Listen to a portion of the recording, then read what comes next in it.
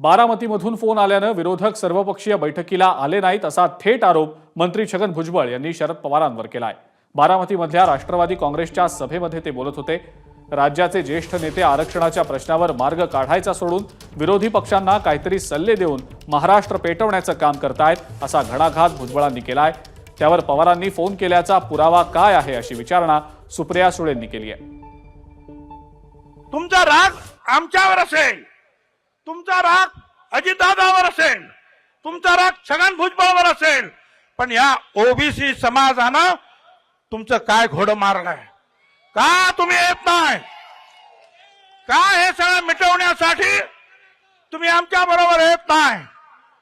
सगळ्यांना सांगायचं आणि मग पाठीमागून काहीतरी सल्ले द्यायचे आणि त्यातून हे जे महाराष्ट्र पेटवण्याचे उद्योग चाललेले आहेत, ज्या वेळेला अशा आरक्षणाच्या बाबतीमध्ये ज्या वेळेला काही प्रश्न निर्माण होतात त्यावेळेला अपेक्षा ही आहे की महाराष्ट्राचे एक ज्येष्ठ नेते म्हणून पवार साहेबांनी सुद्धा तिथे यायला पाहिजे होतं।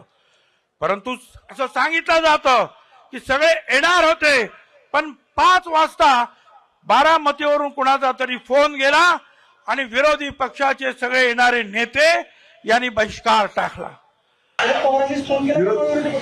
कोणीच गेलं नाही। त्याचा प्रूफ आहे का त्यांच्याकडे? सीडीआर काढून बघू ना कोणी कोणाला। फार अवघड नाही काय? पण ताई तुम्हाला असं वाटत नाही का गरजेचं होतं यासाठी जाणं? आम्ही प्रस्ताव मागितला होता, मी स्वतः ऑफर दिली आहे। मी गेले 10 वर्ष आरक्षणावर हे आत्ता बोलताय।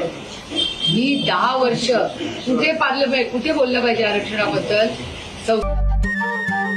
नमस्कार। मन शुद्ध तुझं ही वेगळ्याच प्रकारची मालिका तुम्हा सगळ्यांना खूप आवडली होती। याचा दुसरा सीझन कधी येणार अशी विचारणा झाली। प्रतीक्षा संपली आहे मित्रांनो। येतोय मन शुद्ध तुझंचा दुसरा सीझन। होई मन